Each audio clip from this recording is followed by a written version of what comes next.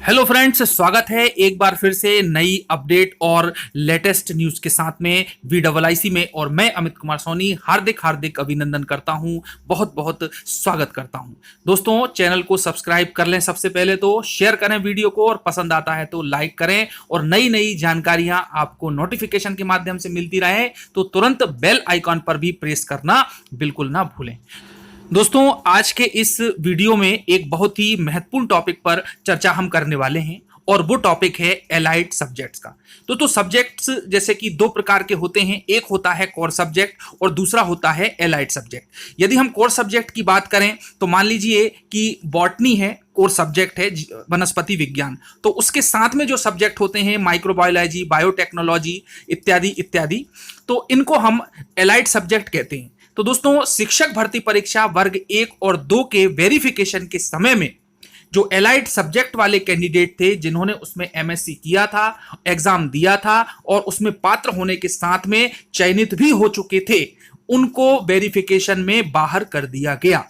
तो दोस्तों, अब इसके बाहर होने के बाद में याचिका लगाई गई हाई कोर्ट में कि भाई, जब सब्जेक्ट से ये संबंधित हैं और उसी सब्जेक्ट को वो पढ़ाने में सक्षम है जिससे उन्होंने एलाइड सब्जेक्ट में MSc डिग्री की है या अन्य कोई इसके समकक्ष डिग्री की है, तो हमें रिजेक्ट क्यों किया गया। तो दोस्तों, इसी के संबंध में आज हम बात करेंगे।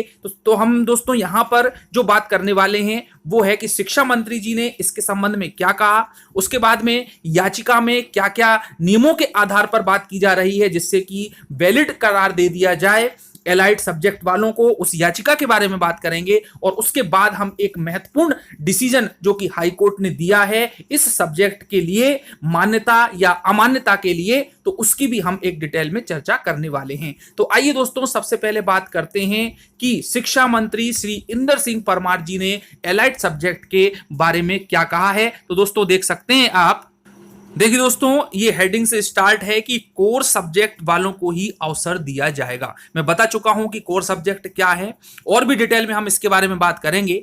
इसमें मंत्री जी ने कहा है कि वर्ग 1 में शिक्षकों की नियुक्ति नियमानुसार ही की जाएगी, विषयवार शिक्षक ही रखे जाएंगे, कोर सब्जेक्ट वाले प्रतिभागियों को ही अवसर मिलेगा, एलाइड वाले बाहर किए जाएंगे। दोस्तों, ये कहा है स्कूल शिक्षा मंत्री इंदर सिंह परमार ने। और दोस्तों, हमको देखने में भी आया है कि कोर सब्जेक्ट वालों के अलावा जो एलाइड सब्जेक्ट वाले हैं उनको रिजेक्ट कर दिया गया वेरिफिकेशन के समय, और केस लगा है उनका हाई कोर्ट में। तो दोस्तों, आइए अब हम उस याचिका के बारे में बात कर लेते हैं और उसमें शामिल नियमों के बारे में बात कर लेते हैं कि आखिर किसने केस लगाया है और क्या क्या नियम है उसके संबंध में। देखिए दोस्तों, एलाइड विषय की मान्यता के लिए हिना शाह ने मध्य प्रदेश के उच्च न्यायालय में एक याचिका दायर की है।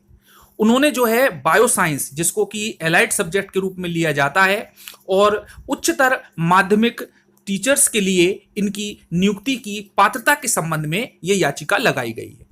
उन्होंने कहा है कि HST के पद के लिए योग्य मेधावी उम्मीदवारों को बिना किसी कारण के अस्वीकार करने पर जो सरकार का रुख है, उनका जो नियम है, वह काफी संदिग्ध है, वैलिड नहीं है। अब उन्होंने इसकी संदिग्धता को बताने के लिए कि भाई हमें नियुक्त किया जाए, इसको मान्य किया जाए, और ऐसे क्या रूल्स हैं जो कि हमारी योग्यता को इसके अनुकूल बताते हैं, तो उन नियमों के बारे में बात की है। तो आइए दोस्तों, जान लेते हैं वो नियम। दोस्तों, इन्होंने अपनी याचिका में लिखा है कि जो भी एलाइड सब्जेक्ट हैं वो मूल सब्जेक्ट से ही संबंधित हैं। दोनों का ऐसा नहीं है कि दोनों अलग अलग हों, जैसे कि हिस्ट्री के साथ मैथ्स, जियोग्राफी के साथ में जीव विज्ञान, इस प्रकार से नहीं है। दोनों आपस में से संबंधित हैं, इसलिए ये तर्क कि उनको हटा दिया जाए बिल्कुल गलत है। फिर दूसरा पॉइंट वो लिखते हैं कि विद्यालयों में एलाइड सब्जेक्ट से संबंधित कोई भी पद नहीं दिया गया है, इसलिए जो भी कोर सब्जेक्ट हैं और चूंकि वो उससे संबंधित होते हैं, इसलिए इस एलाइड सब्जेक्ट को कोर सब्जेक्ट के रूप में ही मान्यता दी जानी चाहिए। और संबंधित विषय में जो परीक्षा ली गई है और हमको क्वालिफाई भी किया गया है, चयनित भी किया गया है, तो सभी को नियुक्ति दी जाए, क्योंकि इनके जो सब्जेक्ट हैं, इनके जो पद हैं, वो प्रकाशित नहीं होते हैं, वो नहीं निकलते हैं। चलिए, उसके बाद अगला है दोस्तों अब ये जो थर्ड पॉइंट है ये बहुत ही महत्वपूर्ण है। इसमें उच्च शिक्षा में सरकार द्वारा जारी आदेश संख्या, जो आदेश संख्या दी हुई है दिनांक 28/11/2017 में, कि मध्य प्रदेश में संबंधित विषयों के संबद्ध विषयों की जानकारी निम्नानुसार है। ठीक है, तो नंबर 1 दिया हुआ है उन्होंने वनस्पति विज्ञान। ठीक है, वनस्पति विज्ञान एक कोर सब्जेक्ट है और उसके अंतर्गत जो संबद्ध या एलाइड सब्जेक्ट आते हैं वो हैं सूक्ष्म जीव विज्ञान, उसके बाद जैव प्रौद्योगिकी, फिर तीसरा है जैव विज्ञान, फिर पर्यावरण विज्ञान, फिर वानिकी, जैव रसायन विज्ञान, जैव सूचना विज्ञान, जैव विज्ञान और अनुवांशिकी या जेनेटिक्स। तो दोस्तों ये सभी अंतर्गत आते हैं किसके? वनस्पति विज्ञान के।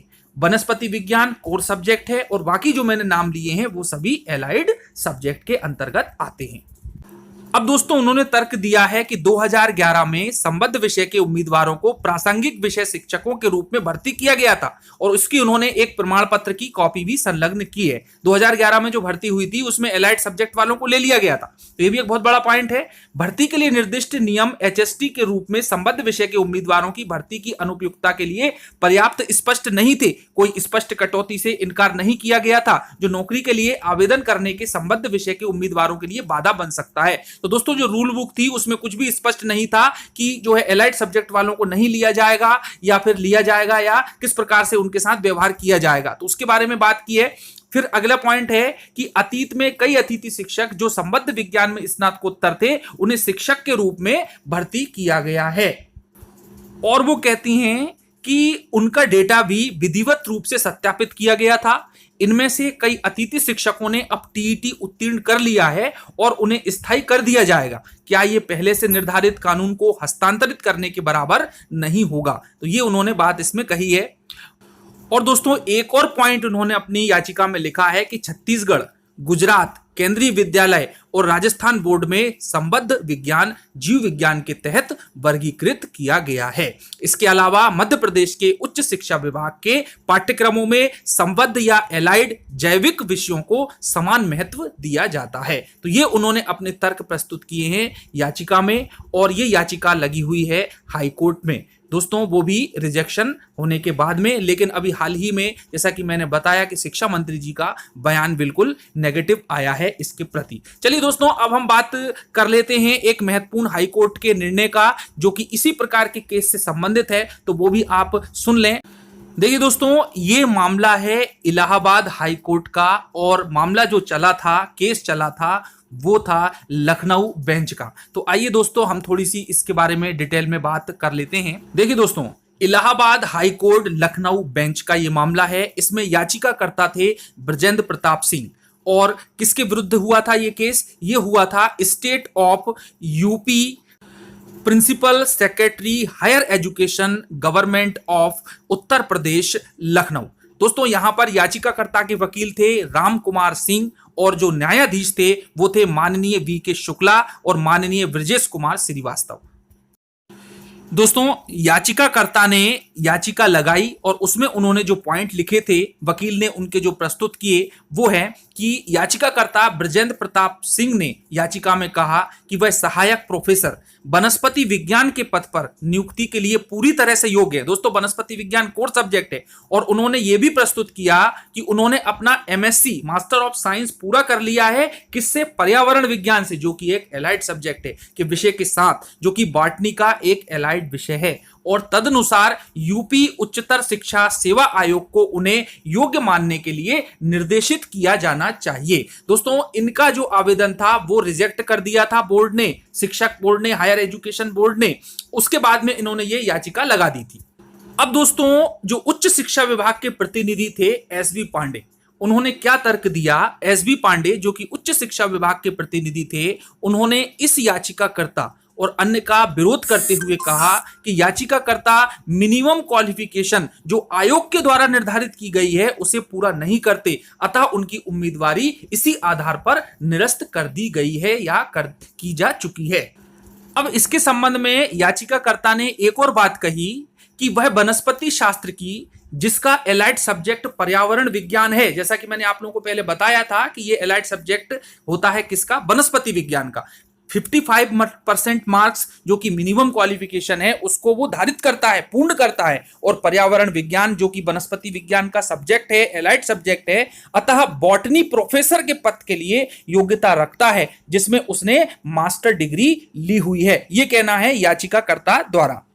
अब दोस्तों कोर्ट ने एक पहले के बनाए हुए नियम का हवाला दिया और उसी का रेफरेंस लेते हुए उस याचिका के संदर्भ में कहा कि 22 अप्रैल 2014 को इस पर विचार करने के लिए कि क्या एलाइड विषय को भी समकक्ष माना जा सकता है, कोर सब्जेक्ट के एक समिति बनाई गई थी। 30 अप्रैल 2014 तक आवेदन आमंत्रित किए गए थे और उसी के संबंध में यह स्पष्ट रूप से उल्लेख किया गया था कि क्या इसे समकक्ष के रूप में स्वीकार किया जाना है या नहीं। तब समिति द्वारा यह निर्णय लिया गया कि विषय विशेषज्ञ समिति द्वारा तय किया जाएगा और केवल जब विषय विशेषज्ञ समिति उन्हें योग्य मानती है तो ही एलाइड सब्जेक्ट को स्वीकार किया जाना चाहिए। अब दोस्तों वर्तमान मामले में स्वीकृत स्थिति यह है कि जहां तक विषय विशेषज्ञ समिति का संबंध है वह कहीं भी एमएससी वनस्पति विज्ञान के विकल्प के रूप में पर्यावरण विज्ञान जो कि एक एलाइड सब्जेक्ट है के साथ यदि एक बार याचिकाकर्ताओं को साक्षात्कार के लिए योग्य नहीं ठहराया गया तो याचिकाकर्ताओं को साक्षात्कार में आने का अधिकार नहीं है। इसका मतलब यह है कि विषय विशेषज्ञ समिति यदि उसको मान्य नहीं करेगी तो मान्य नहीं किया जाएगा और कैंडिडेट को रिजेक्ट कर देगा अधिकार पूरा का पूरा उस समिति का रहेगा। और यही कोर्ट ने डिसीजन दिया। उन्होंने कहा कि याचिकाकर्ता जो कि संख्या में 5 हैं, दोस्तों 5 लोगों ने याचिका लगाई थी, इस अदालत द्वारा यूपी उच्चतर शिक्षा सेवा आयोग इलाहाबाद द्वारा लिए गए निर्णय की